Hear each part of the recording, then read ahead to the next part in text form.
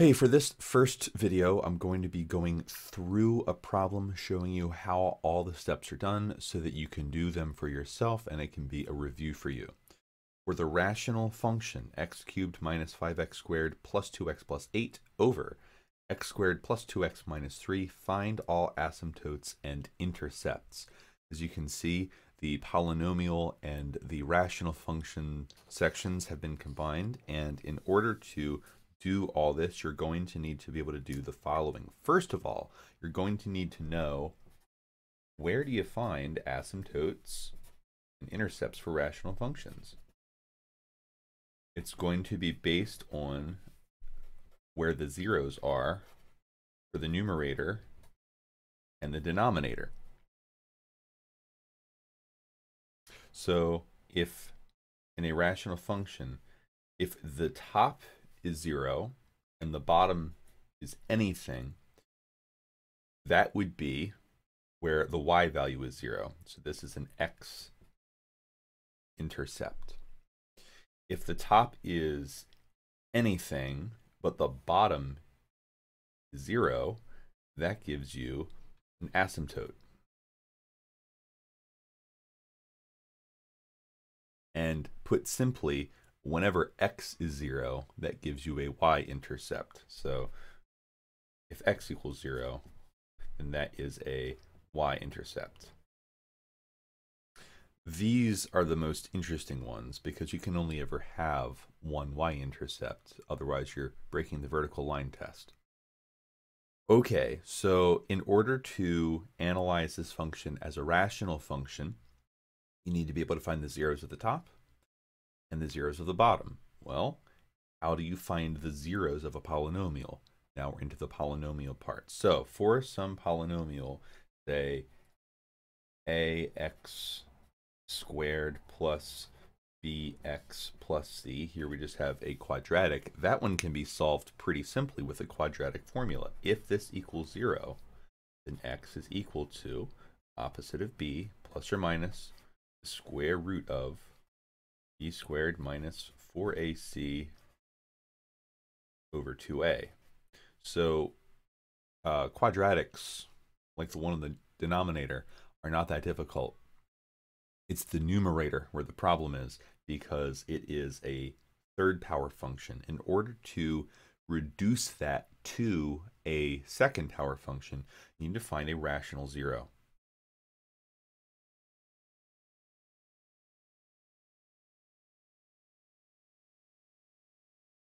Now the rational zero is going to be a ratio of a factor of the coefficient of the first term to a factor of the coefficient of the last term.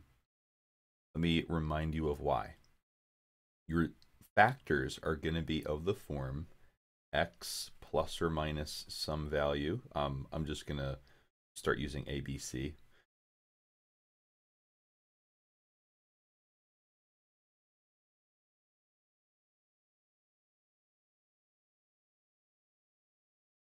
Say it looks like this. If you were to distribute all of this, x plus a times x plus b would look like this. X squared plus a plus bx plus ab, and then that is still times x plus c. So all of this together gives you, oh boy, x cubed plus a plus b x squared plus abx plus cx squared plus c a plus bx plus ABC. Okay, why go through all of this? The reason is because there's an awful lot of complication here.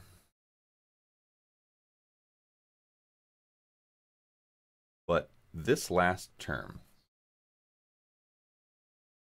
contains every single one of those.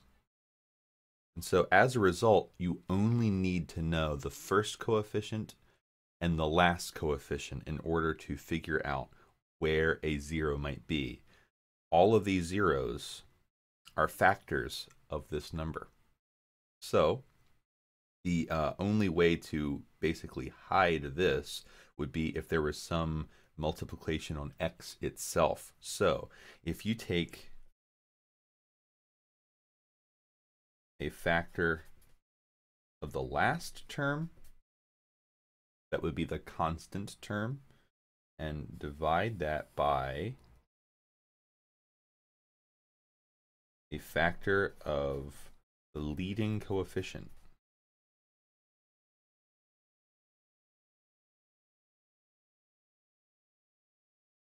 That would be, in this case, 1. These are all your possible candidates for a rational 0. Once you found a rational 0, you need to build a factor out of it and divide it. So all together, in order to solve this problem, you need to first treat it like a rational function, in that to find your asymptotes and your intercepts, you need to be able to find the zeros of the numerator and the zeros of the denominator.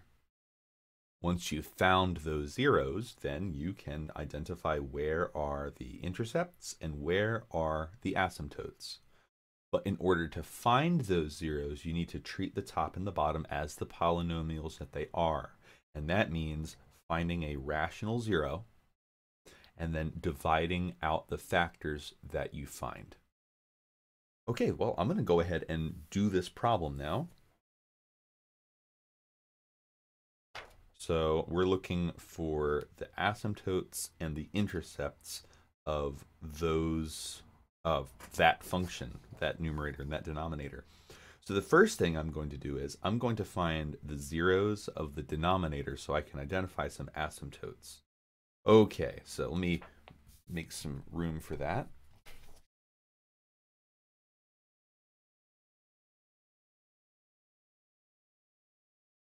Okay, let's find the zeros of x squared plus 2x minus 3. Okay, to find the zeros of that, really what I'm looking for is where does this equal 0? And there are a few ways that we can do this. The simplest and easiest might be to factor it. Otherwise, you might need to use the quadratic formula. I think we should be able to factor this because there should be some number,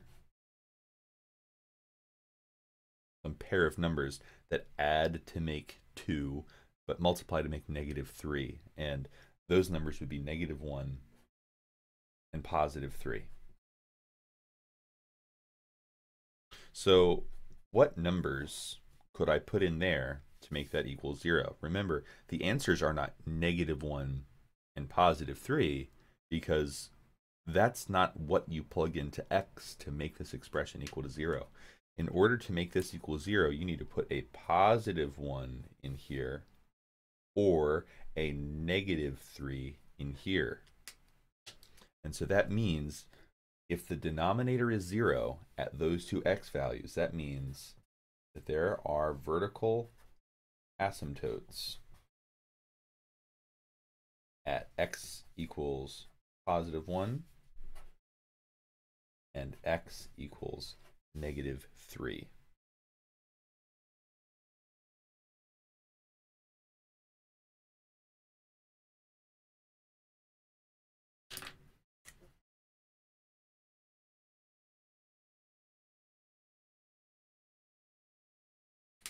Just like that. Okay, well, now let's talk about that numerator.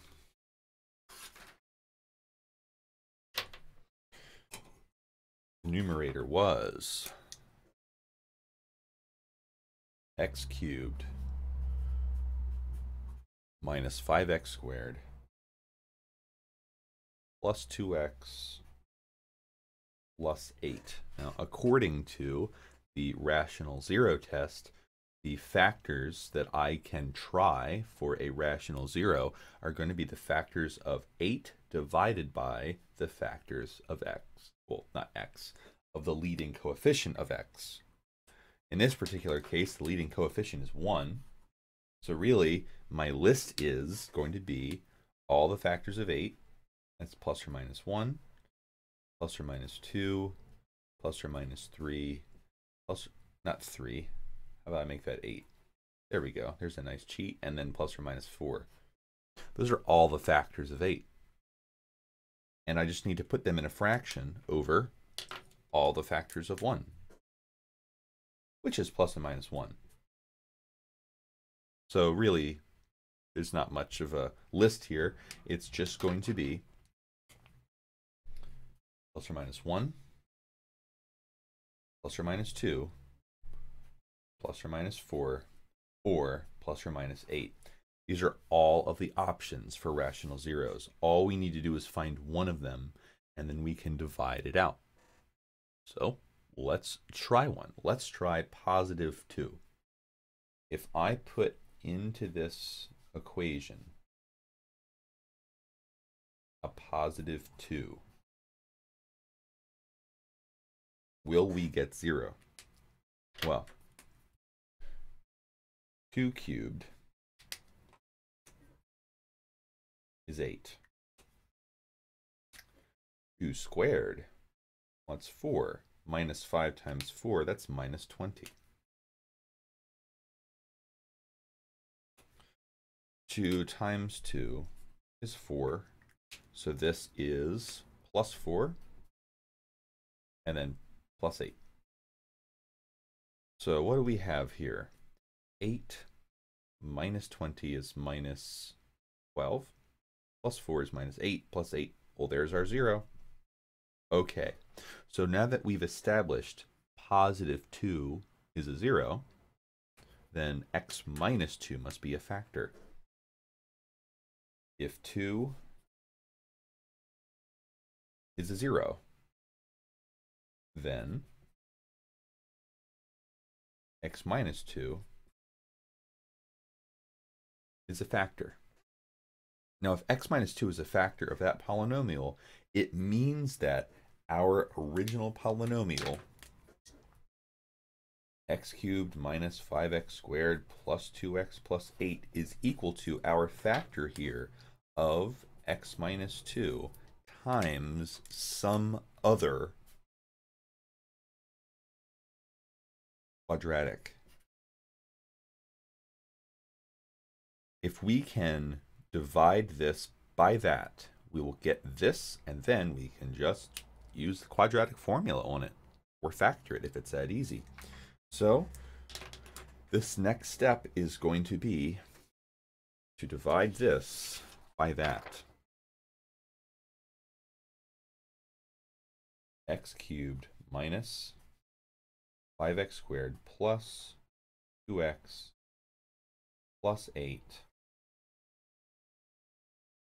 divided by x minus 2.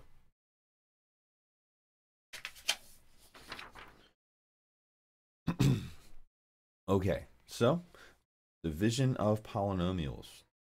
X, the leading term, goes into x cubed, the leading term, x squared times, because x times x squared equals x cubed. So I put an x squared up here. Now I have to multiply this by that entire expression. That's x squared times x minus 2. This would be x cubed minus 2x squared, and I need to put that underneath here. X cubed minus 2x squared, but I'm subtracting it. X cubed minus x cubed, well, is nothing. There's nothing left. X cubed minus x cubed is 0. Minus 5x squared minus 2x squared would be the same as minus 5 plus 2. That's minus 3x squared. Okay, that's my new leading term. Let me bring down plus 2x. And now it starts all over again. X goes into minus 3x squared minus 3x times.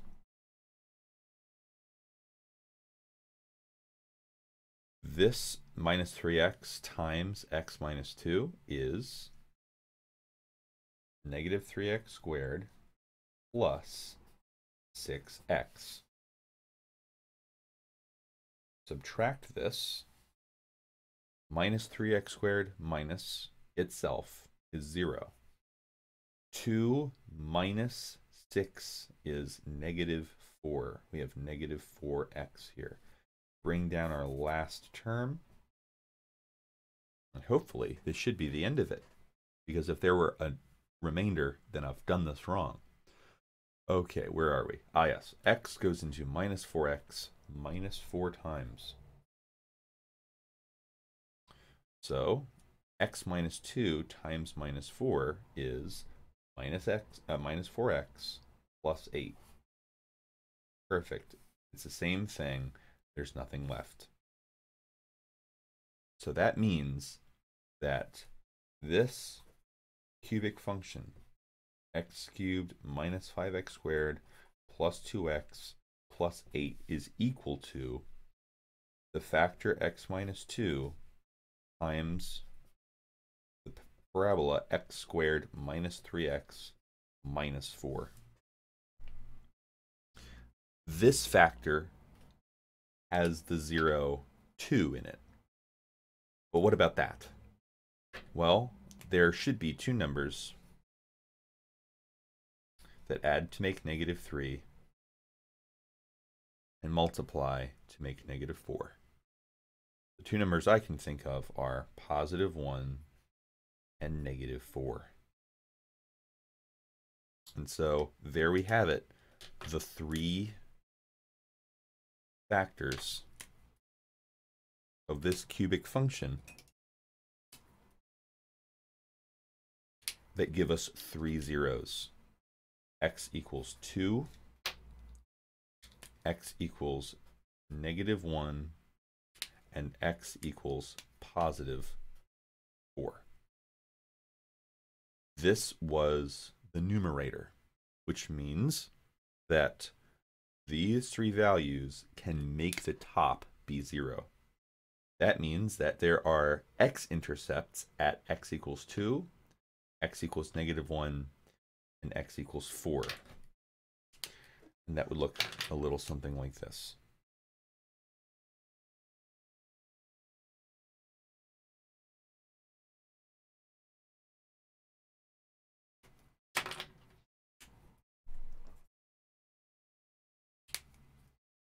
Oh, wrong color. I'll just make them all green, I guess.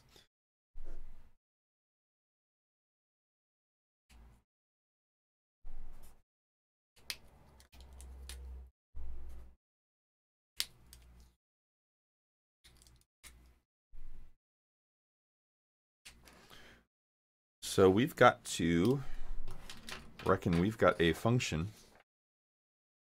that has asymptotes here and intercepts there. I'd actually be curious to see that function. So let's have a look at it. All right, this is the function. And as you can see, we've got 3 x-intercepts. Here's one at negative 1. Here's one at positive 2. Here's one at positive 4. And we've also got a few asymptotes. The asymptotes would be at, looks like I need to add them. The asymptotes are going to be at x equals positive 1. Yep, there's one. And the other one is at x equals negative 3. Yes, there's the other one. Now there is one more asymptote that is in this function that isn't described by either the numerator or the denominator being 0. And that has to do with the fact that the top of the function has a higher degree of x than the bottom does. So let's talk about that. Remember this function, x cubed minus 5x squared plus 2x plus 8 over x squared plus 2x minus 3 has a cubic function on the top and a square function on the bottom. And that means that this is going to be described by what is called end behavior. End behavior for a rational function basically means, what does this function resemble when x goes to unreasonably large numbers? So when x is huge, what does this look like? Well, in this function, x cubed is going to completely dominate anything after it when x is sufficiently large. If you think about it, a billion cubed versus a billion squared, there's really no competition. A billion cubed is 10 to the 27th. A billion squared is only 10 to the 18th. There is a factor of a billion between them. So essentially, when x becomes extremely large, this whole function essentially turns into this.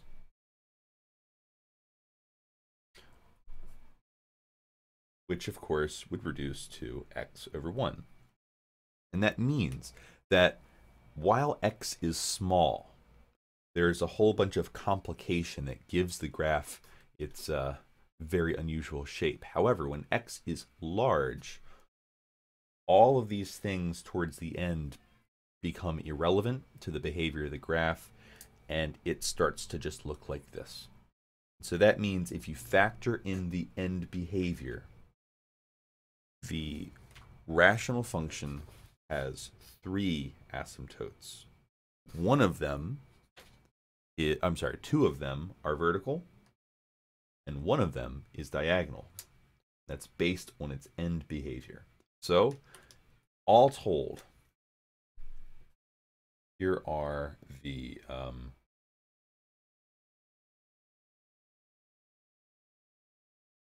I can't spell. Here are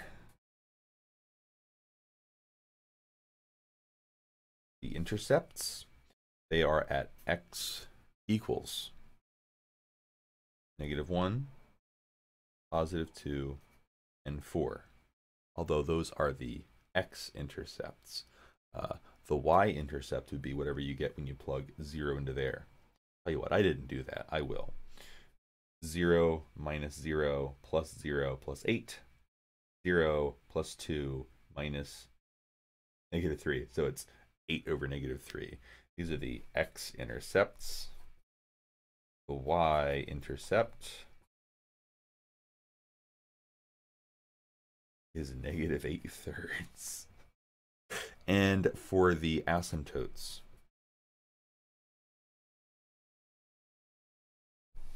the asymptotes are the vertical lines of x equals -3, x equals +1, and the line y equals x. Let me make sure I illustrate that one before this ends.